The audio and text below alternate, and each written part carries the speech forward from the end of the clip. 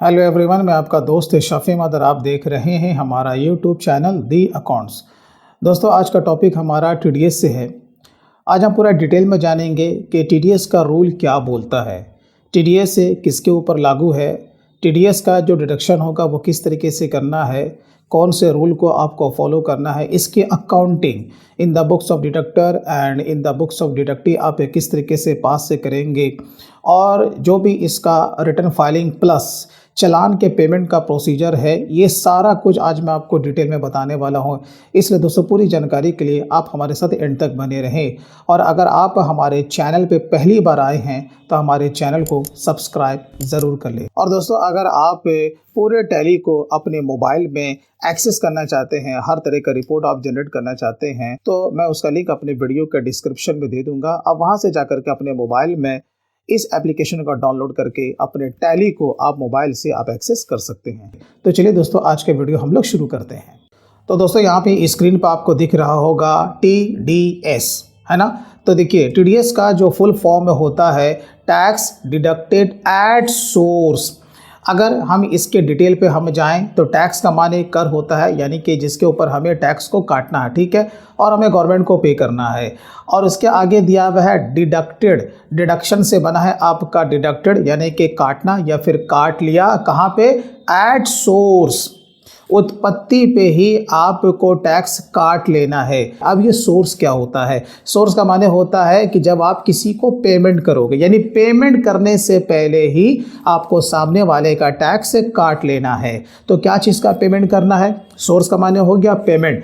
अब जैसे कि मैं आपको एक मिसाल के तौर पे बताऊं, अगर आपके पास 100 रुपये का बिल आता है, आपको पेमेंट करना है ना।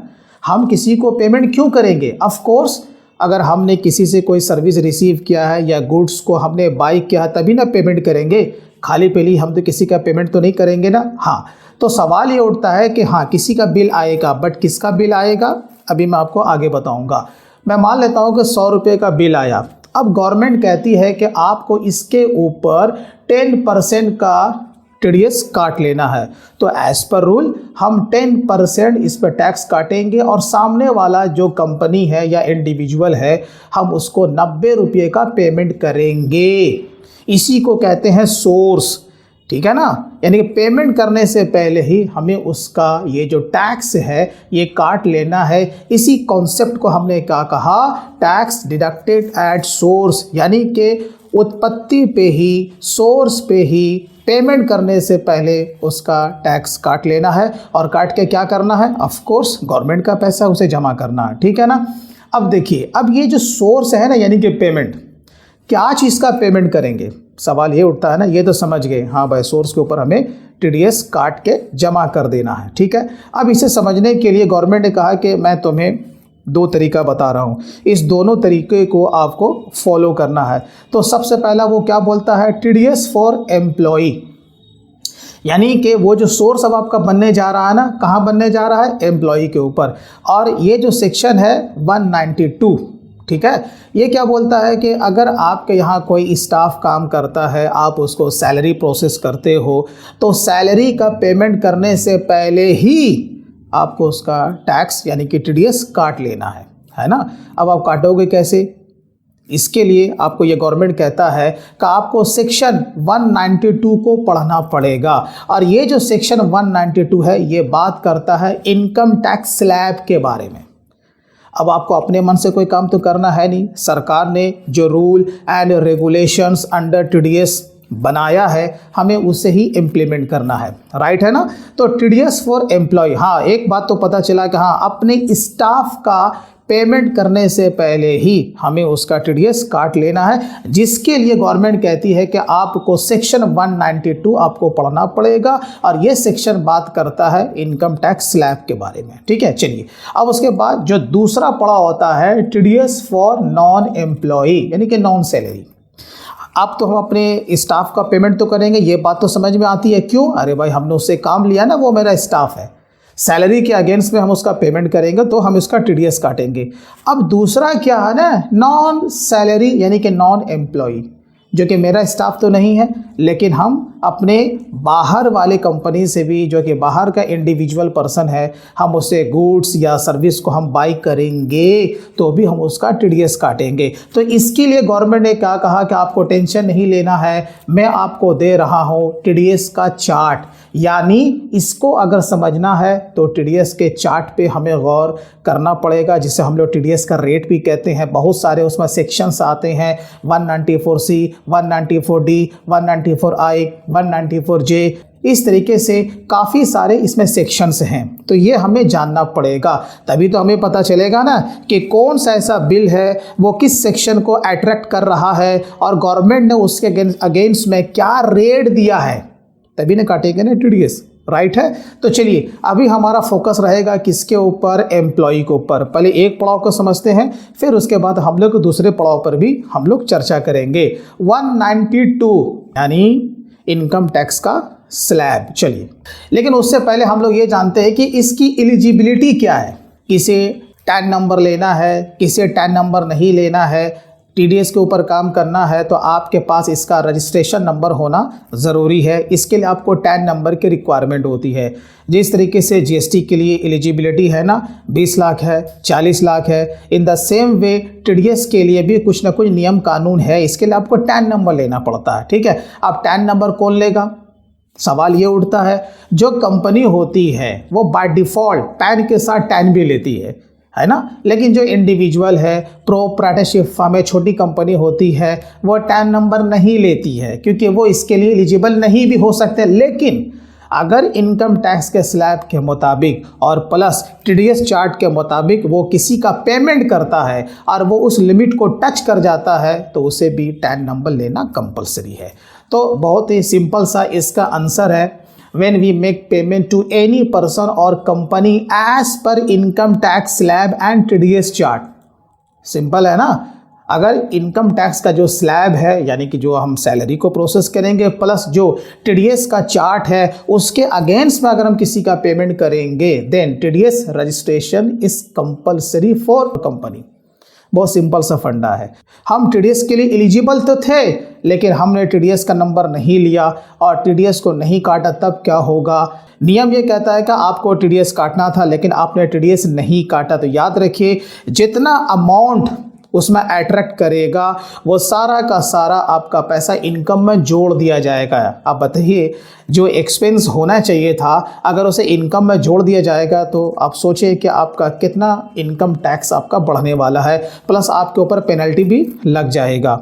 इसीलिए जो रूल कहता है आपको उसे इम्प्लीमेंट ज़रूर करना चाहिए। चलिए अब हम लोग आगे बढ़ते हैं कि हाँ 10 का अगर आपको रजिस्ट्रेशन कराना है, अगर आप खुद से करना जानते हैं तो आप भी कर सकते हैं या आप किसी कंसल्टेंट से भी आप रब्ता कर सकते हैं। इसके लिए आपको 49B फॉर्म लगेगा, ठीक है। आपको ये फॉर्म लेकर के आपको अप्लाई कर देना है, ऑनलाइन इसका होता है। तो रजिस्ट्रेशन के लिए 49B को आपको सेलेक्ट करना है। जब आपका ये अप्रूवल हो जाएगा तो देखिए 10 नंबर का जो फॉर्मेट होता है कुछ इस तरह का होता है। ये आपका है 10 डिजिट का, लेकिन ध्यान रहे at the time of interview हमसे ये क्वेश्चन भी पूछे जाते हैं कि पैन नंबर और 10 नंबर में क्या डिफरेंसेस होता है। पैन में भी 10 डिजिट होता है और 10 में भी 10 डिजिट होता है। तो यहाँ पर देखिए जो 10 नंबर का जो फॉर्मेट होता है ABCD यानी कि 4 जो होगा वो पहला आपका अल्फ़ाबेट का लेटर होगा, उसके बाद 5 जो होगा वो आपका नंबर्स में होगा, जो लास्ट का होगा वो आपका अल्फ़ाबेट का लेटर होगा। तो ये डिफरेंस है ना। जबकि पैन कार्ड में क्या होता है कि पहला जो आपका जो होता है वो 5 आपका अल्फ़ाबेट का लेटर होता है, उसके बाद 4 आपका नंबर्स में होता है प्लस 1 आपका अल्फ़ाबेट का लेटर होता है। तो दोनों नंबर का फॉर्मेट सेम है लेकिन फ़र्क यही है कि पहला जो 10 नंबर का रजिस्ट्रेशन में जो आपका अल्फ़ाबेट का लेटर होगा वो 4 होगा। बहुत ही ये बारीकी सा बात है, लेकिन अगर आपसे कोई क्वेश्चन पूछ लिया अगर आप रिप्लाई ना कर सके तो फिर भारी मुसीबत है, ठीक है। चलिए 10 नंबर तो मिल गया, बात समझ में आती है। अब आगे चलिए, जिसका कि फुल फॉर्म होता है टैक्स असेसमेंट नंबर, आप इसे टैक्स डिडक्शन नंबर भी कह सकते हैं। चलिए अब हम लोग और थोड़ा सा आगे जाते हैं। अब जैसे कि मैंने कहा कि हमारा जो फोकस है अभी वो किसके ऊपर है, टीडीएस फॉर एम्प्लॉई। अगर किसी एम्प्लॉई का हमें टीडीएस काटना है तो वो हम कैसे डिडक्ट करेंगे। गवर्नमेंट ने कहा ठीक है सेक्शन 192 को पढ़ लो। अब सेक्शन 192 हमें दो चीज़ बताता है। एक क्या बताता है, हाँ भाई ओल्ड रिजिम और न्यू रिजिम। अब इसमें क्या है, चलिए अब हम लोग इसे जानते हैं। सबसे पहले है इनकम टैक्स स्लैब का ओल्ड रिजिम, उसके बाद आपका दूसरा क्या आता है, इनकम टैक्स स्लैब का न्यू रिजिम। अब अलग सा इशू है।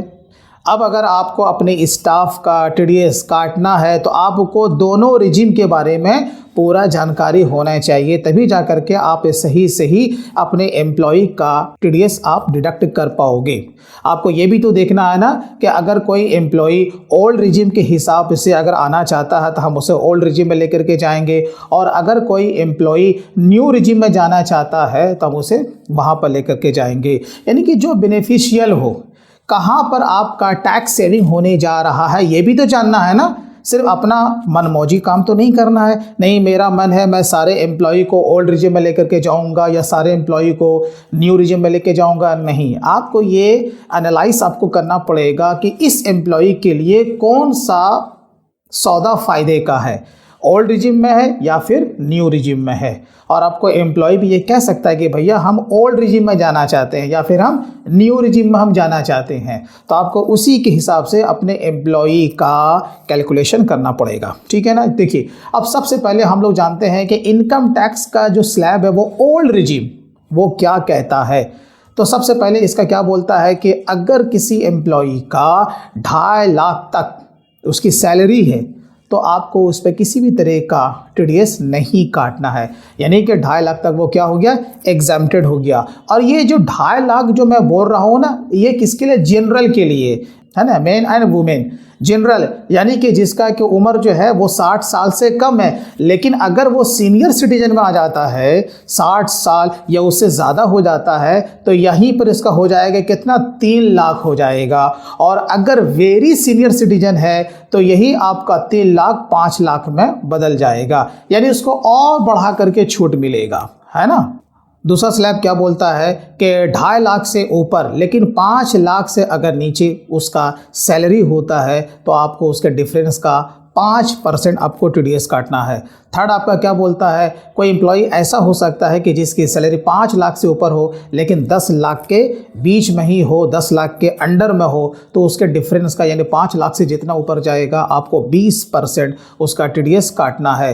फोर्थ क्या बोलता है, अगर 10 लाख से अगर उसकी ऊपर की पगार अगर होती है तो 10 लाख से जितना ऊपर होगा तो आपको 30% उसका टीडीएस काटना है। अब आपके मन में ये सवाल उठ रहा होगा कि मान के चलें कि अगर किसी एम्प्लॉय का पगार 10 लाख से ऊपर हो जाता है तो केवल वो 30% ही देगा क्या, तो इसका आंसर है नहीं, वो 5 भी देगा, 20 भी देगा, प्लस 30 भी देगा। तो वो कैसे देगा अभी मैं आपको इसी वीडियो में आगे बताऊंगा कि आपको सैलरी के ऊपर किस तरीके से टीडीएस को कैलकुलेट करना है। और इसके अलावा क्या है, health and education says at the rate of 4%, जो भी आपका टीडीएस का अमाउंट निकलेगा उसके ऊपर आपको 4% हेल्थ एंड एजुकेशन सेज को भी कैलकुलेट करना पड़ेगा। एक आपका सरचार्ज भी होता है, लेकिन अभी मैं थोड़ी देर के लिए उसको इग्नोर में कर देता हूँ। अब आगे चलते हैं, एक सेक्शन है 87A। 87A का रिबेट क्या बोलता है। अब अगर किसी का जो कि टैक्सेबल इनकम है, यानी कि टैक्सेबल आपकी सैलरी है, अगर 5 लाख तक आता है, यानी 5 लाख से ऊपर नहीं, मान के चलो कि कोई आपका स्टाफ है जो उसकी सैलरी है वो अप टू 5 लाख है, कितना है, अप टू 5 लाख है, तो उसको अंडर सेक्शन 87A में 100% का टीडीएस पर रिबेट मिल जाएगा, उसमें उसे कुछ भी टैक्स देने की ज़रूरत नहीं है। लेकिन अगर किसी एम्प्लॉई का जो कि टैक्सेबल जो उसका इनकम है, टैक्सेबल जो सैलरी आ रही है जिसको हम लोग कहेंगे नेट सैलरी, अगर 5 लाख से ऊपर हो गया तो फिर उसे ये रिबेट नहीं मिलेगा। इसका माने उसको 5% भी देना होगा और प्लस 5 लाख से जितना ऊपर होगा उसका उसे 20% भी देना होगा। याद रहे ये जो सेक्शन है वो केवल बात करता है अप टू 5 लाख, है ना। 5 लाख तक अगर है तो उसे किसी भी तरह का टैक्स देने की ज़रूरत नहीं है, यानी कि आप अगर डिडक्टर हैं तो आपको उसका टीडीएस नहीं काटना है, ठीक है। और बाकी जो बाय डिफ़ॉल्ट है वो सबके लिए कॉमन है। स्टैंडर्ड डिडक्शन आपको देना ही देना है, वो 50,000 का। कोई भी एम्प्लॉई हो, उसकी सैलरी कुछ भी हो, जब भी आप उसका कैलकुलेशन करेंगे आप उसको 50,000 का जो कि रिबेट है वो ज़रूर देंगे। इसके अलावा एक होता है प्रोफेशनल टैक्स, जिसकी जो मैक्सिमम अमाउंट जो होती है वो आपका होता है 2,500 यानी कि 2,500 रुपया, वो भी आपको लेस करना ही करना है। प्लस एक आपका जो डिडक्शन है, डिडक्शन अंडर चैप्टर 6A, वो बात करता है सेक्शन 80C से लेकर के 80U के बारे में। जैसे कि आपने सुना होगा कि हम लोग मार्केट में पैसे को इन्वेस्ट करते हैं ना, अपने लाइफ का इंश्योरेंस कराते हैं ना, वो 80C में आता है। अगर हमारा कोई बच्चा स्कूल में पढ़ता है तो उसका ट्यूशन फी 80C में आता है। अगर हमने PF अकाउंट ओपन कराया है या PPF अकाउंट ओपन कराया है वो भी 80C में आता है। इसी तरीके से बहुत सारे ऐसे इन्वेस्टमेंट होते हैं जो कि इस सारे में से किसी न किसी एक सेक्शन को अट्रैक्ट करते हैं। तो 80C से लेकर के 80U तक अगर आपका कोई भी इन्वेस्टमेंट है आपके एम्प्लॉई का तो वो आपको उससे लेस कर देना। कैसे लेस करना अभी मैं आपको आगे बताऊंगा। अब हम लोग आते हैं न्यू रिजिम में। अब न्यू रिजिम जो बोलता वो क्या बोलता, हाँ बस 3 लाख तक है तो उसका 0% आपको टैक्स नहीं काटना है। 3 से 6 लाख के बीच में होगा तो 3 लाख से जितना ऊपर होगा आपको उसका 5%, 6 से 9 लाख के बीच में होगा तो 10%, 9 से 12 लाख के बीच में होगा तो 15%, 12 से 15 लाख के बीच में होगा तो उसका 20%, और अगर 15 लाख से ऊपर हो जाता है तो उसका 30%, है ना। यानी कि 3-3 लाख का यहाँ पर गैप दिया हुआ, तो जितना उसके ऊपर का होगा उतना आपको यहाँ पर रेट के हिसाब से उसका टीडीएस को काटना पड़ेगा। अब यहाँ पर एक सवाल यह है कि 87A के बारे में ये क्या बोलता है, ठीक है ना। अब यहाँ पर देखो पुराने में क्या था ना, कितना था 5 लाख, यानी 5 लाख तक अगर किसी का टैक्सेबल सैलरी आता है तो हमें उसको 100% टीडीएस में रिबेट दे देना, ठीक है। ये कितना बात करता 7 लाख, यानी कि यहाँ पर है 5 लाख, है ना, और यहाँ पे कितना है 7 लाख। यानी कि अगर वो एम्प्लॉई न्यू रिजिम में जाना चाहता है तो 7 लाख तक उसका कोई भी टीडीएस नहीं काटा जाएगा, ये आपको ध्यान में रखना है। प्लस स्टैंडर्ड डिडक्शन इसमें ज़रूर मिलेगा, इसके अलावा किसी तरह का इसे डिडक्शन या रिबेट नहीं मिलेगा। यहाँ पर जैसे कि आप देखो 80C से लेकर के 80U तक का इसमें रिबेट तो था, यानी कि अगर ये इन्वेस्टमेंट करता है कहीं पर, इसका कहीं भी पैसा लगा हुआ है, इस सेक्शन को अगर वो अट्रैक्ट करता है तो उसको उसका रिबेट मिलेगा। लेकिन न्यू रिजिम में किसी भी तरह का इसे रिबेट नहीं मिलेगा, यानी कि नॉट एप्लीकेबल, इसे रिबेट मिलेगा ही नहीं अगर वो न्यू रिजिम में अगर वो जाना चाहता है। तो आपको ये सारा नियम कानून जब तक अगर मालूम नहीं होगा तो किस तरीके से आप अपने एम्प्लॉई का आप टीडीएस को कैलकुलेट कीजिएगा, है ना। तो ये तो रहा मोटी मोटी बात कि हाँ चलो ठीक है भाई, यहाँ पर न्यू रिजिम ये बोलता है और ओल्ड रिजिम ये बोलता है। अब सवाल यहाँ पर ये उठता है कि मान के चलो कि आपका कोई एम्प्लॉई है वो पहले ओल्ड रिजिम में जा रहा था, तो क्या हम स्विच करके न्यू रिजिम में जा सकते हैं? तो हाँ जा सकते हैं, लेकिन याद रहे आप साल के बीच में नहीं जा सकते। एक ही फाइनेंशियल ईयर में आप चाहोगे कि हम न्यू से ओल्ड में या ओल्ड से न्यू में चले जाएं, ऐसा स्विचिंग पॉसिबल नहीं है। रूल ये बोलता है कि 1 साल के लिए किसी को भी अगर आपको ऑप्ट करना है वो पूरे फाइनेंशियल ईयर के लिए होगा, पूरे फाइनेंशियल ईयर के लिए होगा, ये आपको ध्यान रखना है। हाँ नेक्स्ट ईयर करना चाहते हैं तो कर सकते हैं, ये सिर्फ और सिर्फ एम्प्लॉई को ही ये छूट है कि इस साल अगर वो ओल्ड रिजिम में था, नेक्स्ट ईयर में अगर वो न्यू रिजिम में जाना चाहता है तो वो जा सकता है। लेकिन अगर कोई प्रोप्राइटरशिप फर्म है, कोई इंडिविजुअल है, उसके लिए भी तो नियम कानून यही है ना, तो क्या वो जा सकता है? इसका आंसर है नहीं। एक बार उसने जो इस चीज़ को ऑप्ट कर लिया वो उसे नेक्स्ट फाइनेंशियल ईयर में उसे वो चेंज नहीं कर पाएगा, ठीक है। चलिए अब ये देखना है कि इसे कैलकुलेट कैसे करना है ना। चलिए हम लोग आगे चलते हैं। अब मैं मान लेता हूं कि हमारा कोई स्टाफ है, मिस्टर ए है कोई, जो उसकी जो ग्रॉस जो सैलरी हो रही है वो 16,500,000 रुपये हो रही है। और आपको पता है कि जब हम इसे जब कैलकुलेट करते हैं अप्रैल के महीने में ही, ये एक्सपेक्टेड आपका टीडीएस का कैलकुलेशन होता है और फाइनल जो टीडीएस का जो कैलकुलेशन होता है वो मार्च का पेमेंट करने से पहले होता है। ये एक्सपेक्टेड है क्योंकि हमें टीडीएस पेमेंट करने से पहले ही काटना है। जब टीडीएस हमें पेमेंट करने से पहले काटना है तो हमें टीडीएस का कैलकुलेशन करना पड़ेगा ना। तो हमें मालूम कैसे पड़ेगा कि इस एम्प्लॉय का इस पूरे साल में कितना टीडीएस बन रहा है। तो इसके लिए हमें अप्रैल के महीने में ही पेमेंट करने से पहले ये पूरा कैलकुलेशन आपको कर लेना है। तो मैंने यहाँ पर माना है कोई मिस्टर ए है जिसकी पगार इतनी बनती है। चलो ठीक है भाई, अब जैसे कि as per rule standard deduction वो तो 50,000 तो हमें देना ही, मैंने दे दिया, और प्लस इस एम्प्लॉई का जो कि प्रोफेशनल टैक्स कटेगा वो कितना कटने वाला, मैक्सिमम जैसे कि मैंने कहा कि 2500 रुपया। मैंने ओल्ड रिजीम के हिसाब से ये कैलकुलेट किया है ना, न्यू रिजीम के हिसाब से नहीं। अब यहाँ पर लेस होने के बाद जो फाइनल इसकी ग्रॉस इनकम यहाँ पर इतनी उसकी आती है, ठीक है ना। अब बाकी आपको पता है कि इसको हर तरह का रिबेट मिलेगा। उस रिबेट में एक नाम है HRA रिबेट, जिसका फुल फॉर्म होता है हाउस रेंट अलाउंस, है ना। अगर वो किराए के मकान में रहता है, मेट्रो है या फिर नॉन मेट्रो है, उसके हिसाब से उसका रिबेट बनता है। तो यहाँ पर मैं मान लेता हूँ कि वो किराए के मकान में रहता था, और बाकी इसका जो एग्जम्प्टेड जो कि फिगर आया है वो 1,08,000 रुपया आया है, तो ये भी लेस हो गया। लेस होने के बाद इसकी फाइनल अभी जो इनकम आ रही है वो 14,40,000 रुपया आ रही है ना। और क्या है ना, इस एम्प्लॉय का इन्वेस्टमेंट भी था। उसने हमें बताया कि 80C में वो इन्वेस्ट करेगा या फिर वो उस पर्टिकुलर फाइनेंशियल ईयर में कर चुका है ना। कितना है भाई, 1,05,000 रुपया उसने मेरे को बताया। और प्लस होम लोन भी उसका चल रहा है, तो होम लोन के इंटरेस्ट के ऊपर भी उसे रिबेट मिलेगा, जो कि मैक्सिमम उसका 2 लाख रुपया होता है, और 80C का मैक्सिमम 1.5 लाख रुपया होता है ना भाई। हाँ जी, होता है। तो यहाँ पर उसने बताया कि 1,10,533 रुपया उसका इस साल में इंटरेस्ट आने वाला है। ये लमसम फिगर है। चलो भाई, मैंने उसे भी एज्यूम कर लिया। अब जो यहाँ पर इसकी फाइनल जो इनकम जो हो रही है वो 12,24,467 रुपया। तो इस तरीके से जब मैं आपको बता रहा हूँ तो आपको बिल्कुल समझ में आ चुका होगा कि भाई टीडीएस का कैलकुलेशन ग्रॉस इनकम पे नहीं होता है, किस पे होता है, नेट इनकम। तो ये स्लैब जो मैंने आपको बताया वो स्लैब किसके बारे में बात कर रहा था, नेट इनकम के बारे में, चाहे वो 2.5 लाख हो या 10 लाख हो। यानी लेस होने के बाद जो एम्प्लॉई का या इंडिविजुअल का जो नेट इनकम होगा उसके ऊपर आपको टीडीएस को कैलकुलेट करना है ना। तो ग्रॉस तो यहाँ है, लेकिन लेस होने के बाद यहाँ पर जो फाइनल जो आया है यही इसका हुआ टैक्सेबल इनकम, जिसे हम लोग नेट इनकम भी कह सकते हैं। तो 12,24,467 रुपया।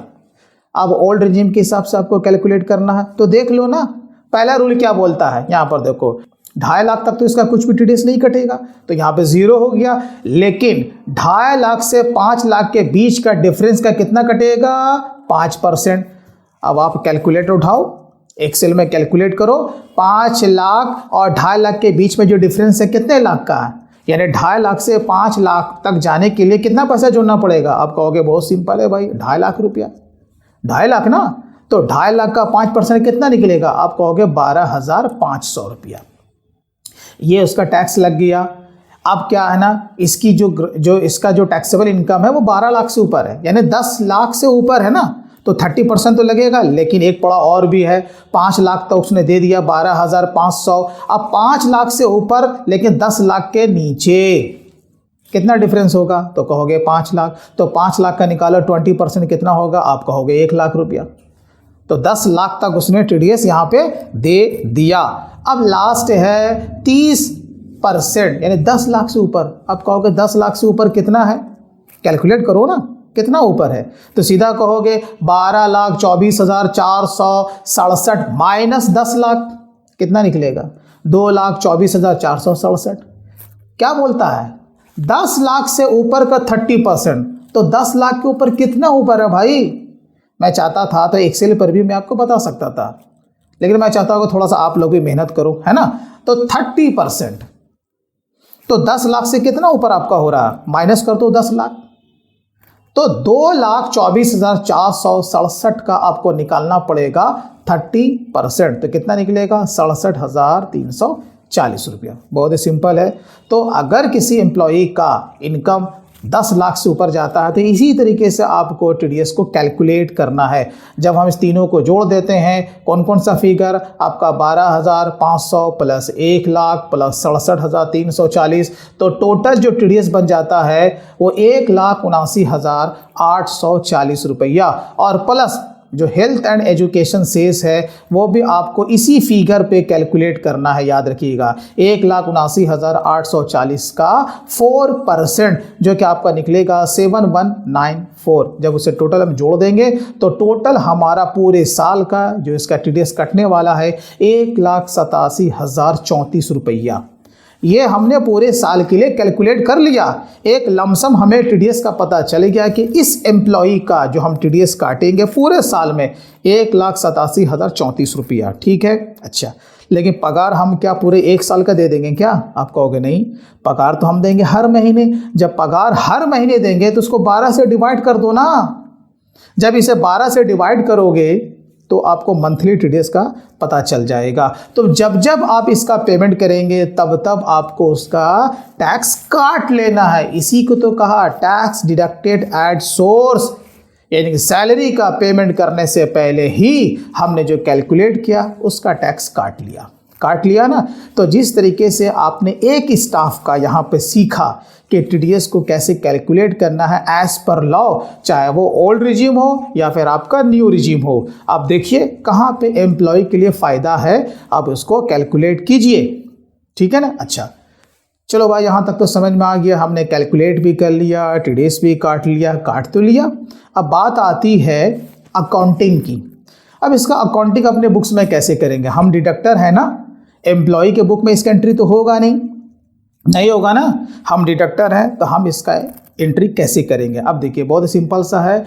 जब आप लोग सैलरी जब देते हो ना, पहले हम लोग उसको ड्यू दिखाते हैं। क्या दिखाते हैं? हम ड्यू दिखाते हैं। जो भी आपका मंथ एंड होगा, चाहे वो अप्रैल का हो या मई का हो या जून का हो, ठीक है ना। तो मंथ के एंड में आपको उसके सैलरी को ड्यू दिखाना है।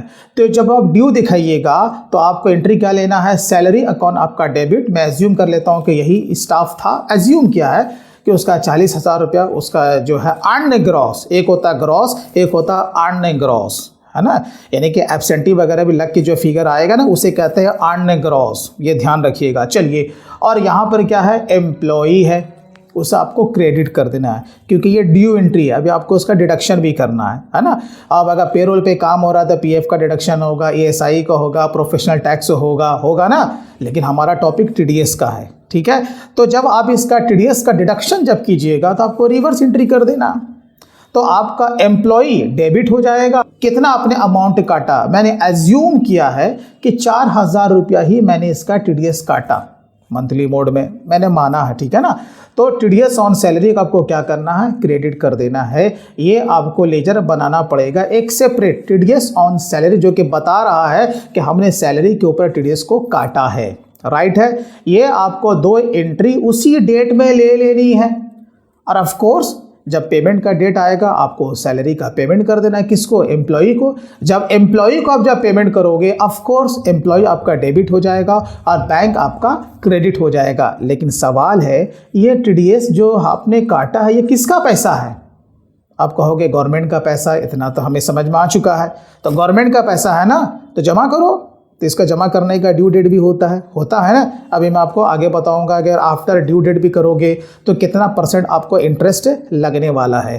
देखो दोस्तों, अगर इसी तरीके से अगर आप पूरा डिटेल में accounting and taxation and return filing का सारा काम सीखना चाहते हैं तो आप हमारे ऑनलाइन कोर्स को भी आप ज्वाइन कर सकते हैं। तो ये पेमेंट हमें करना है, ठीक है ना। जब पेमेंट कर दोगे तो ऑफकोर्स हम पर कोई लायबिलिटी नहीं बची ना। जब लायबिलिटी नहीं बची तो भाई इसको यहाँ से हटाओ ना। तो हटाएंगे कैसे? अरे भाई सीधी सी बात है, टीडीएस ऑन सैलरी को हम डेबिट करेंगे और बैंक को हम क्रेडिट करेंगे तो लायबिलिटी खत्म। एक जगह क्रेडिट हुआ और एक जगह डेबिट हुआ, लायबिलिटी 0, है ना। तो ये हुआ अकाउंटिंग का मामला। अभी एक पार्ट हमने कवर किया है। वीडियो थोड़ा सा लंबा हो गया, बट टेंशन है, सीखना है तो थोड़ा सा वीडियो को देख लो। ये हुआ सैलरी का पार्ट। अब बात किसकी रही? Non salary. अब नॉन सैलरी के लिए जो कि गवर्नमेंट कहती है कि आपको टीडीएस का चार्ट यानी कि टीडीएस का रेट, वो जितना भी जो सेक्शन है वो आपको समझना पड़ेगा। उसमें से कुछ सेक्शन को मैं यहाँ पर आपको बता देता हूँ। टीडीएस का चार्ट अब देखिए, इसका कुछ इस तरह का फॉर्मेट होता है। यहाँ पर आपका पहला रहेगा सेक्शन, मैंने यहाँ पर एक सेक्शन लिया है 194I। अब जो नेचर ऑफ पेमेंट है वो यहाँ पर इसका डिस्क्रिप्शन में दिया रहता है, जैसे रेंट के अगेंस्ट में। अब रेंट किसका, आपका लैंड और बिल्डिंग प्लस फर्नीचर और फिटिंग्स। इसके अलावा जो ऑफिस इक्विपमेंट होता है वो भी आपका इसी सेक्शन में आता है ना। और उसका लिमिट भी इतने रहता है, लेकिन उसका रेट कितना रहता है 2%, है ना, 2%। अब मैं केवल अगर टीडीएस चार्ट के बारे में ही आपको डिटेल में बताऊं तो घंटों आपके लग जाएंगे, है ना। लेकिन मैंने एक दो यहाँ पर आपके लिए एग्जांपल को मैंने सेलेक्ट किया था कि आपका कॉन्सेप्ट पूरा क्लियर हो सके। तो ये जो सेक्शन बात करता है रेंट, लेकिन किसका, लैंड और building plus furniture and fittings के बारे में, ठीक है, कि हमने जो ये ऑफिस है या मेरा या गोडाउन है और उसमें जो फर्नीचर एंड फिटिंग्स जो लगा हुआ है, हम उसके अगेंस्ट में किराया देते हैं। तो किसको देते हैं, ऑफ कोर्स किसी पर्सन को देते होंगे या किसी कंपनी को देते होंगे।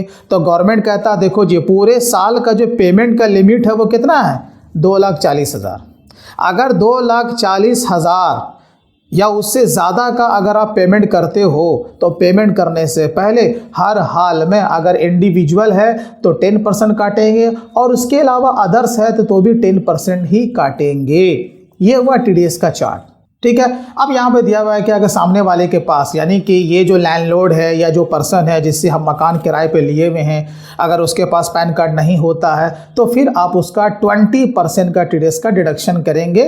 जबकि रेयर केस में ऐसा होता है, प्रैक्टिकल वे में ऐसा नहीं होता है। जो भी इस तरह का पर्सन या होता है, हम लोग उसे पहले बता देते हैं कि भाई देखो आपका टीडीएस कटेगा तो आप पैन कार्ड के लिए अप्लाई कर दो। प्रैक्टिकल वे में यही चीज़ होता है, तो 10% ही हम लोग काटते हैं और उसे ये सजेस्ट करते हैं कि भैया आप जाके अपना पैन के लिए अप्लाई कर दो, क्योंकि जब रिटर्न फाइल करेंगे तो फिर आपको दिक्कतें आएंगे, ये पैसा आपका डूब जाएगा, है ना। तो सामने वाले को हम लोग एडवाइस कर देते हैं, तो आप भी ये चीज़ जानिए। ये तो बात हो गई आपका 194I यानी कि रेंट के अगेंस्ट में। इसी तरीके से हम लोग यहाँ पर दूसरा भी ले लेते हैं। एक सेक्शन आपका है 194J, जो कि इसका जो नेचर ऑफ पेमेंट है क्या बोलता है, फी फॉर प्रोफेशनल और टेक्निकल सर्विसेज, है ना। अब क्या होता है ना, बिल तो हमारे पास आएंगे लेकिन हमें पहचानना होता है। सबसे बड़ा मेन फैक्टर यहीं पर होता है। अगर कोई फ्रेशर हैं, उनको पता ही नहीं रहता कि कौन से बिल के अगेंस्ट में हमें कितना % हमें टीडीएस काटना है और ये कौन से सेक्शन को अट्रैक्ट कर रहा है।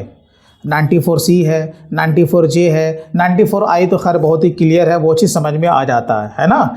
तो चलिए खैर कोई बात नहीं, लेकिन जब आप प्रैक्टिकल वे में आप आइएगा, आप सिस्टमेटिक कोई कोर्स अगर आप कर लीजिएगा, ये सारा कुछ आपको समझ में आ जाएगा। तो यहाँ पर जो बात हो रही है ना, फ़ी फॉर प्रोफेशनल और टेक्निकल सर्विसेज का, अब इसके अगेंस्ट में गवर्नमेंट क्या बोलते हैं कि अगर आप इसका पेमेंट पूरे साल में 30,000 या उससे ज़्यादा का अगर आप करते हो तो सामने वाले का आपको पेमेंट करने से पहले 10% का टीडीएस काट लेना है।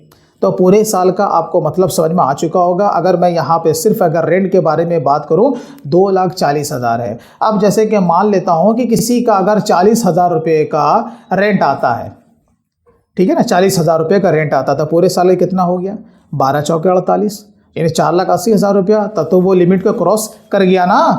अब क्या करना पड़ेगा, क्या करना पड़ेगा, अब मैं इसको अकाउंटिंग करके मैं आपको बताता हूँ कि आपको क्या करना है। ये देखिए, journal entry in the books of deductor, TDS काटना पड़ेगा, ठीक है। जब टीडीएस हम लोग काटेंगे, अब इसकी अकाउंटिंग आपको कैसे करनी है। मैं यहाँ पर मान लेता हूँ कि ऑफिस का रेंट है, चलो भाई 40,000 रुपया है। अगर वो रजिस्टर्ड है ऑफ कोर्स, तो उसने क्या लगाया है, SGST एंड CGST। जो मेरे पास जो फाइनल जो उस लैंडलॉर्ड का जो बिल आया है वो 47,200 रुपये के आया है। तो अपने बुक्स में इसका एंट्री लेंगे इस तरीके से, ऑफिस रेंट हमारा डेबिट हो जाएगा, कितना भाई, 40,000 से, ठीक है। जो कि टैक्सेबल जो अमाउंट है वो आपका 40,000 है, और SGST एंड CGST हमारे बुक में क्या हो जाएगा, डेबिट हो जाएगा। मेरा ITC इसका बन गया, और टू लैंडलॉर्ड हम पूरे अमाउंट से उसे क्या करेंगे, क्रेडिट करेंगे, ठीक है। अब सवाल ये उठता है, अगर कोई आपसे क्वेश्चन पूछ ले कि टीडीएस का डिडक्शन कौन से अमाउंट पे किया जाता है, 47,200 पे या फिर 40,000 पे, आपने आंसर मन में दे ही दिया होगा, ऑफ कोर्स 40,000 पे। कभी भी इंक्लूडिंग GST आपको टीडीएस नहीं काटना है, ठीक है। आपको जब भी काटना है एक्सक्लूडिंग जीएसटी, यानी कि उसमें किसी भी तरह का कोई टैक्स ऐड नहीं हो, जो उसका टैक्सेबल अमाउंट है उसी के ऊपर आपको टीडीएस का डिडक्शन करना है। तो मेरा जो टैक्सेबल अमाउंट है यहाँ पे है वो है 40,000, तो हम 40,000 के ऊपर उसका टीडीएस का डिडक्शन करेंगे। अब मान के चलो मैंने काट लिया तो क्या हो जाएगा, मैंने 40,000 रुपये नहीं काटा, 47,200 पे काट लिया तो क्या हो जाएगा, मुझे जेल हो जाएगा क्या मुझे कोई पनिशमेंट मिलेगा? नहीं मिलेगा, नहीं मुझे जेल होने वाला है। यही तो बात है कि प्रैक्टिकल वे में क्या होता है ये तो सब बताएंगे कि 40,000 रुपये आपको डिडक्शन करना। मैंने 40,000 रुपये नहीं काटा, मैंने 47,200 भी काट लिया तो क्या हो जाएगा, सामने वाले को कह देंगे कि कोई बात नहीं, हमने आपका टीडीएस ज़्यादा काट लिया भाई, तो ज़्यादा काट लिया तो रिटर्न में भी तो ज़्यादा ही दिखाएंगे ना।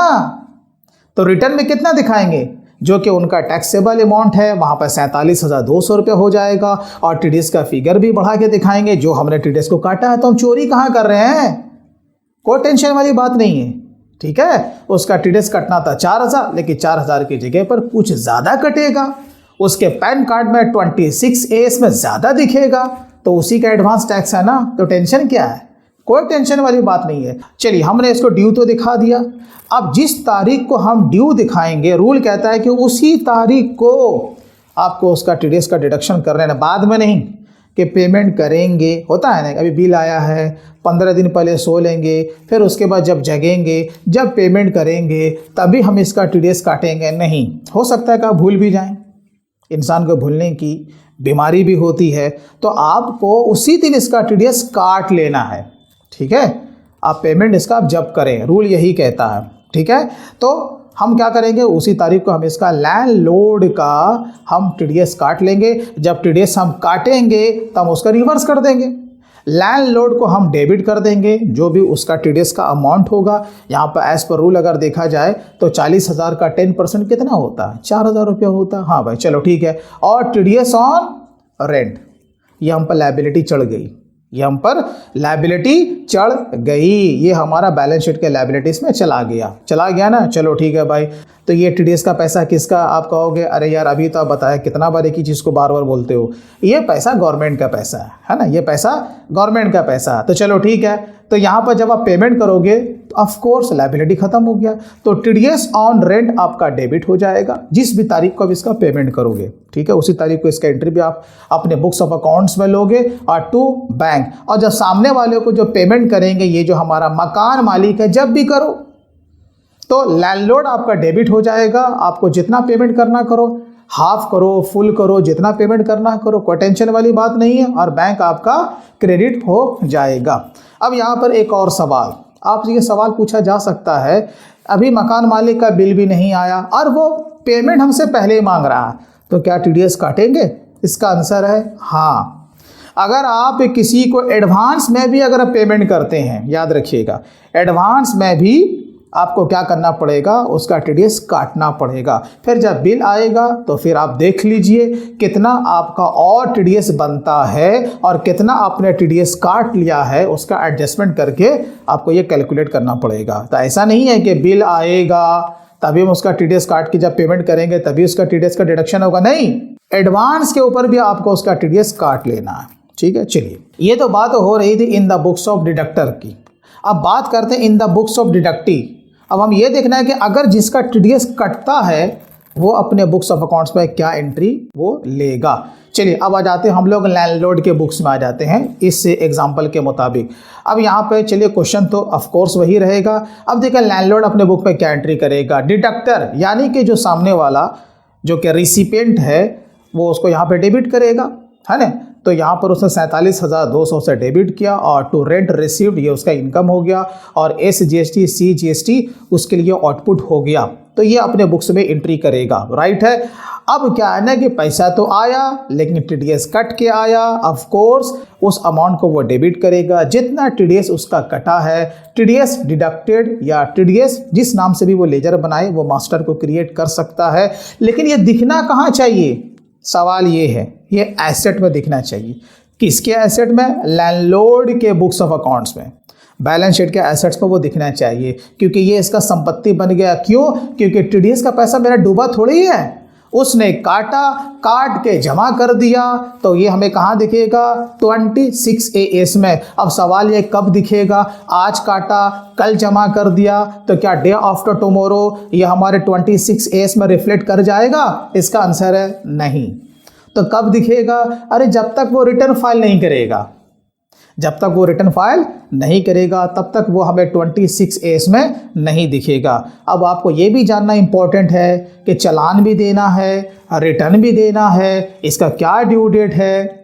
एंड तक बने रहिए। डिडक्टर यहाँ पे ऑफ कोर्स क्रेडिट हो जाएगा। यहाँ पर मैंने कंपाउंड एंट्री लिया है, आप चाहें तो अलग अलग एंट्री भी ले सकते हैं। रिसिप्ट का एंट्री अलग ले लीजिए और टीडीएस का जो डिडक्शन की एंट्री है वो अलग ले लीजिए। आइए अब हम लोग देखते हैं due date of TDS payment. हम लोग टीडीएस के बारे में जब चर्चा कर रहे हैं तो पेमेंट तो करना है, तो कहाँ करना है, कहाँ जाना है? बस आपको इनकम टैक्स के पोर्टल पे जाना है, लेकिन ड्यू डेट से पहले, ठीक है। अब इसका ड्यू डेट क्या है? चलिए 7 तारीख है। कितना तारीख है भाई? 7 तारीख है। अब जैसे कि अगर अप्रैल में आपने किसी का टीडीएस का डिडक्शन किया, चाहे वो एम्प्लॉई का हो या फिर नॉन एम्प्लॉई का हो, दोनों का डेट सेम है, याद रखिएगा, ठीक है।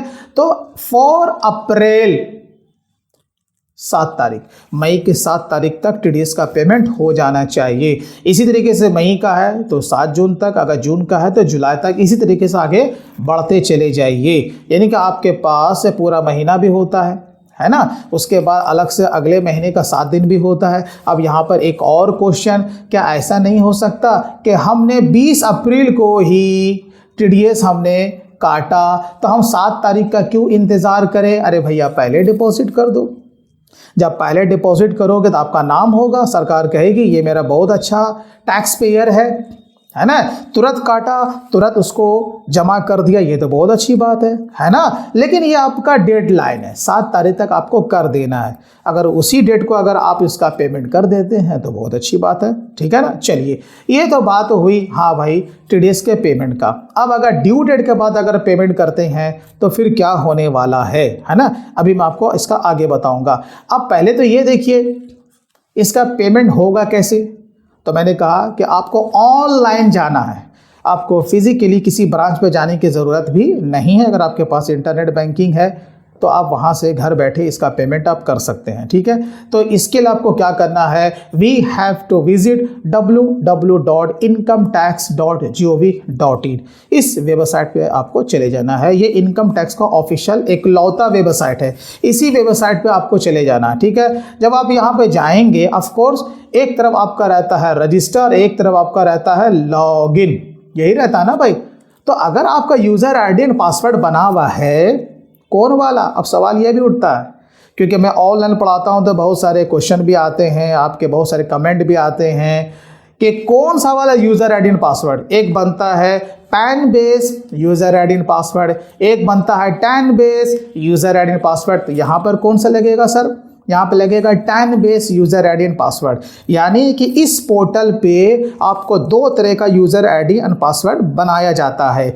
एक बनाया जाता है पैन बेस जिसमें कि आपका इनकम टैक्स का रिटर्न फाइल होता है, एक बनाया जाता है टैन बेस जिसमें कि टीडीएस का पेमेंट होगा, और टीडीएस का जो रिटर्न बना के जो अपलोड करोगे इसी tan base user ID and password से। अगर आपका नहीं बना तो बना लो ना। अब इसका क्या प्रोसीजर होता है, इस पर मेरे वीडियो मैंने बना के रखा है कि pan base and tan base user ID and password कैसे बनाना है, ठीक है। तो वो आप वीडियो को आप देख सकते हैं। तो खैर, तो यहाँ पर मैं बात कर रहा था कि यहाँ पर आपको जो लॉगिन आईडी जो पासवर्ड लगेगा वो टैन बेस, यानी टैन नंबर आपका यूज़र हो जाएगा और पासवर्ड जो आपने बनाया है। तो tan base user ID and password से आपको लॉगिन करना है। लॉगिन करने के बाद जो कि इसका सिंपल सा प्रोसीजर है, कौन से चालान को सेलेक्ट करना है। कौन सा चालान है भाई? चालान नंबर 281। ये इंटरव्यू में इस तरीके से क्वेश्चन पूछे जाते हैं। अगर हमने सोर्स टू एंड अगर सही से पूरा डिटेल में पढ़ा है, प्रैक्टिकल भी कर लिया है, तो मुझे नहीं लगता टीडीएस से संबंधित हमसे कोई क्वेश्चन पूछा जाए और हम उसका रिप्लाई ना कर सके। चालान नंबर 281 है और एक चालान नंबर 280 भी होता है। लेकिन चालान नंबर 280 किसके लिए होता है? जो कि हम अपना खुद का इनकम टैक्स जो पे करते हैं। लेकिन ये मेरा खुद का इनकम टैक्स नहीं है, मैंने दूसरे का काटा है। तो किसका काटा है? आप कहोगे अरे भैया अभी आपने बताया ना एम्प्लॉई का काटा, तो ये मेरा टीडीएस हुआ नहीं हुआ ना, ये तो स्टाफ का टीडीएस है। और मैंने लैंडलॉर्ड का काटा, तो वो तो उसका टीडीएस हुआ ना, मेरा नहीं हुआ ना। हाँ, जब मेरा खुद का होगा, कंपनी का होगा, तो हम उसके लिए चालान नंबर 280 का सिलेक्शन करेंगे और उसका payment pan user ID and password से होगा, टैन से नहीं होगा, है ना। यही आपको तो समझना है। तो चलिए यहाँ पर इसके लिए हम लोग क्या करेंगे, चालान नंबर 281 का हम लोग यहाँ पर सेलेक्ट करेंगे और इसका पेमेंट कर देंगे, जो कि बहुत ही सिंपल से इसका प्रोसीजर है। ठीक है, अच्छा पेमेंट तो हो गया, पेमेंट हो गया ना। तो कैसे पता चलेगा कि पेमेंट हो गया? हाँ, ये पता आपको चलेगा, after payment we will get the challan receipt from the bank. जब हम लोग इसका पेमेंट करते हैं ना, तो इमीडिएट हमारे स्क्रीन के सामने ही इसका एक्नॉलेजमेंट कॉपी आपको मिल जाएगा, जिसे हम लोग कहते हैं चालान का रिसिप्ट कॉपी। अब उसको डाउनलोड कर लीजिए।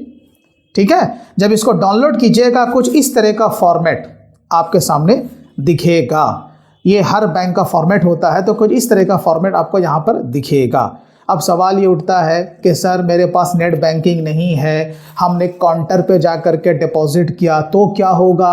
कोई टेंशन वाली बात नहीं है। जिस तारीख को डिपॉजिट करोगे, आपका जो चालान का डिटेल्स है वो आपके मोबाइल पर भी भेज देगा। यानी कि जो चालान का डिटेल्स है जो हमारे लिए इम्पॉर्टेंट है, और वो इम्पॉर्टेंट क्या है? आपका BSR कोड, चालान का सीरियल नंबर और यहाँ पर उसका टेंडर डेट। ये बहुत इम्पॉर्टेंट है, क्योंकि बिना इसके हमारा रिटर्न फाइल होने वाला नहीं है। और एक बहुत इम्पॉर्टेंट बात कि जब आप रिटर्न फाइलिंग का काम करते हैं तो ये भी पता रहना चाहिए, ये जो BSR कोड है, इसका जो टोटल नंबर ऑफ डिजिट होता है वो 7 होता है। कितना होता है? 7।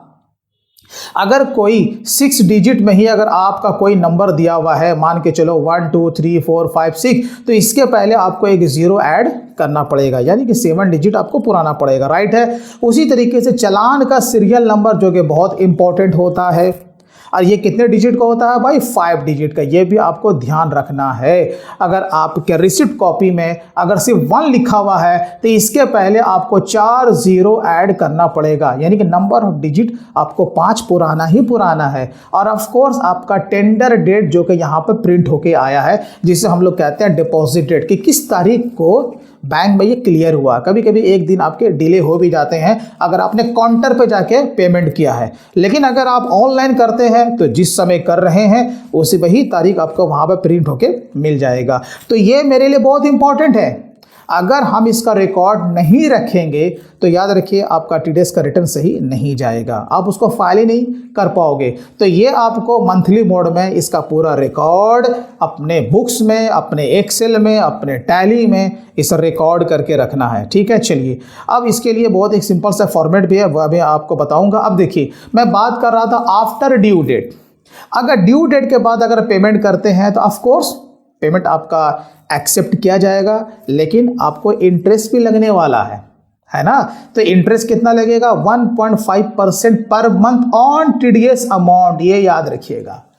अब सवाल यहाँ पर एक और भी आ सकता है कि अच्छा सर, जैसे कि हम तो पेमेंट किया 7 तारीख को करना था लेकिन 10 को किया, तो क्या उसी समय उसका इंटरेस्ट देना है क्या? आप चाहो उसी समय आप उसका दे सकते हो, है ना।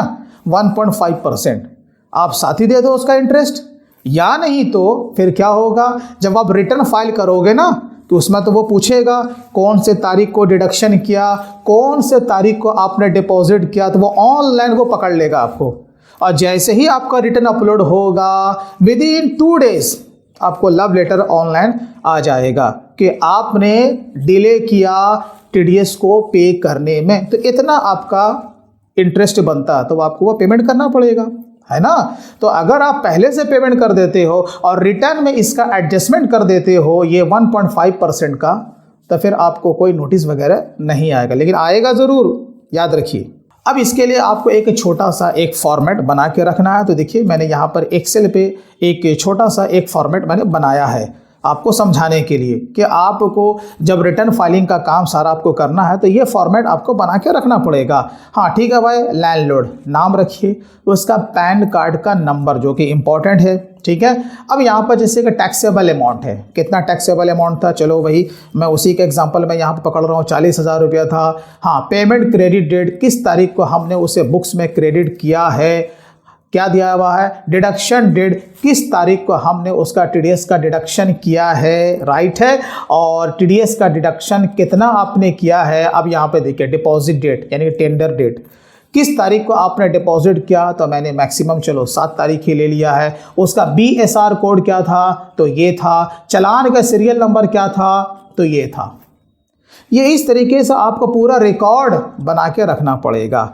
ये हुआ आपका लैंडलॉर्ड के अगेंस्ट में। आपका हो सकता है कि डिफरेंट सेक्शन के ऊपर भी आपका टीडीएस का डिडक्शन किया गया हो, तो सारे सेक्शन का आपको इसी तरीके से बनाना अलग अलग, 94C का अलग, 94J का अलग, 94O, P, Q सब का अलग अलग आपको बना के रखना पड़ेगा। क्यों, अरे भाई सबका पेमेंट अलग अलग होगा ना, हर चालान का पेमेंट अलग अलग होगा। उसी तरीके से आपका सैलरी का भी आपको शीट बना के रखना पड़ेगा।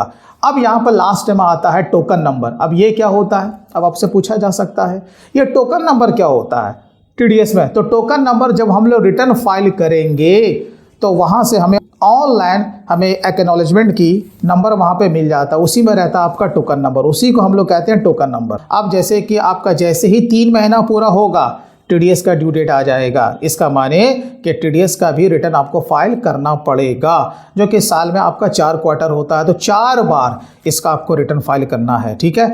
अब देखिए, अब इसकी डिटेल पे अगर हम लोग ध्यान अगर डालें तो टीडीएस का रिटर्न भी आपका 2 जाता है अलग अलग। क्यों, क्योंकि आपका जो टीडीएस का डिडक्शन हुआ वो एम्प्लॉय के लिए अलग हुआ, नॉन एम्प्लॉय के लिए अलग हुआ, तो इसका रिटर्न भी अलग अलग जाएगा। तो पहला क्या है, 24Q। अगर आपने अपने एम्प्लॉय का टीडीएस काटा, जमा किया, तो रिटर्न तो देना पड़ेगा, तो इसके लिए कौन सा है 24Q। सामने वाला समझ गया कि हाँ इस बंदे को मालूम है कि कौन सा इसका रिटर्न जाने वाला है, किसके लिए, एम्प्लॉय के लिए। अब मेरा स्टाफ नहीं है, टीडीएस चार्ट के मुताबिक हमने टीडीएस काटा, जमा किया, अब अगर उसका रिटर्न फाइल करोगे तो कौन सा 26Q है ना, सिंपल, ठीक है। किसके लिए, फॉर नॉन एम्प्लॉय या नॉन सैलरी। अब अगर आप फिजिकली कार्वी में जा कर के या एनएसडीएल में जा कर के आप टीडीएस का रिटर्न अपलोड कराते हो, यहाँ पर अपलोड का भी मामला होता है ना, आप सारा तैयार तो कर दोगे, लेकिन जब तक आप इनकम टैक्स के पोर्टल पे अपलोड नहीं करोगे तो आपका रिटर्न फाइल थोड़े होने जा रहा है, रिटर्न आपको फाइल करना पड़ता है या करवाना पड़ता है। तो अगर आप ये प्रोसीजर नहीं जानते हो कि इनकम टैक्स के पोर्टल पे कैसे होगा, यूज़र आईडी पासवर्ड आपके पास नहीं है, कोई टेंशन वाली बात नहीं है। आप ये फाइल उठाओ, यानी कि आप जो बनाओगे ये 26Q या 24Q, कार्वी चले जाओ पूरे फाइल को लेकर के, ठीक है। वो वहाँ पर उसे वो अपलोड कर देगा, लेकिन वो ऐसे अपलोड नहीं करेगा, वो आपसे एक फॉर्म मांगेगा।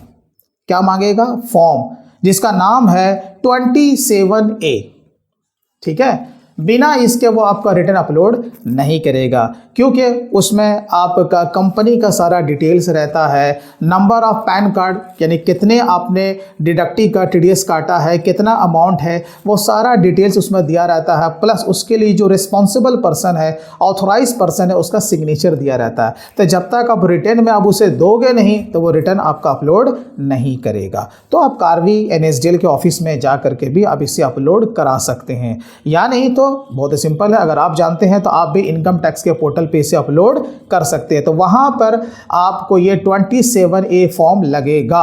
जैसे ही आप 26Q या 24Q का रिटर्न बना करके जब इसे आप वैलिडेट करोगे तो ऑटोमेटिक आपका 27A जनरेट हो जाएगा, ठीक है ना। चलिए, ये तो बात हुई कि हाँ भाई हमें ये रिटर्न फाइलिंग में ये सारे फॉर्म आपके लगते हैं।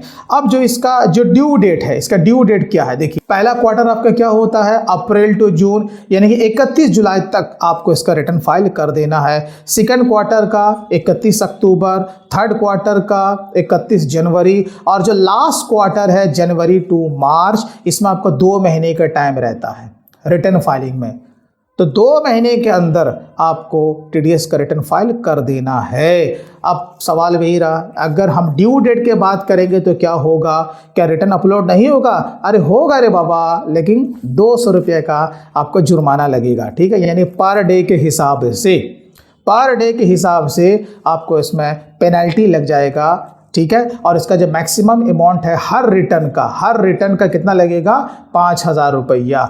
नंबर ऑफ डेज के हिसाब से हो सकता है कि आपका 7,000 हो गया हो, लेकिन पर रिटर्न के हिसाब से गवर्नमेंट आपसे कितना पेनल्टी लेगी, 5,000। तो अगर आप ड्यू डेट से पहले अगर सारा काम कर लेते हैं तो well and good. After due date करते हैं तो बस आपको जो इसके ऊपर जो इंटरेस्ट है, जो इसके ऊपर पेनल्टी है, वो आपको देना पड़ेगा।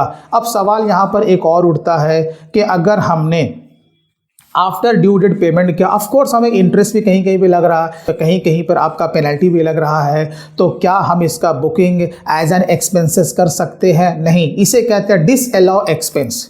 इनकम टैक्स का रूल है कि इस तरह का कोई भी जुर्माना हो, चाहे वो जीएसटी से संबंधित हो या फिर आपका इनकम टैक्स से संबंधित हो, आप उसे एक्सपेंस पर बुकिंग नहीं कर सकते। तो कहाँ दिखाएंगे? पेमेंट तो किया, ऑफ कोर्स इसका एडजस्टमेंट कैपिटल से होगा, आप उसे अपने प्रॉफिट और लॉस में कभी भी डेबिट नहीं कर सकते।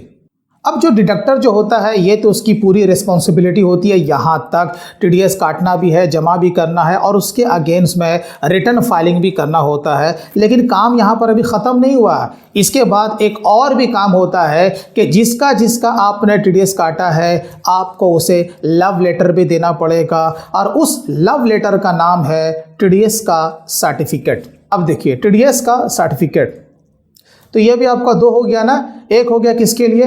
अपने स्टाफ के लिए। और जब अपने स्टाफ का जब मामला आएगा तो उसमें दो पार्ट रहेगा, पार्ट ए और पार्ट बी। टीडीएस का सर्टिफिकेट में भी पार्ट ए रहेगा और पार्ट बी रहेगा। अब पार्ट ए में क्या होता है, पार्ट बी में क्या होता है, ये भी आपको समझना इंपॉर्टेंट है। ये क्यों आपको जानना ज़रूरी है?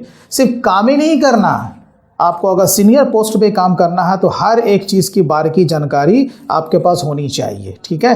तो पार्ट ए में क्या होता है, टीडीएस का, और केवल कौन सा फिगर है 4 क्वार्टर में, उसका डिटेल्स होता है। और पार्ट बी में क्या रहता है, पूरा डिटेल्स, जिस तरीके से आपने सैलरी को कैलकुलेट किया, कितना उसका ग्रॉस सैलरी था, प्लस उसने कितना रिबेट लिया, वो सारा डिडक्शन का डिटेल्स उसमें रहता है। किसमें रहता है? पार्ट बी में।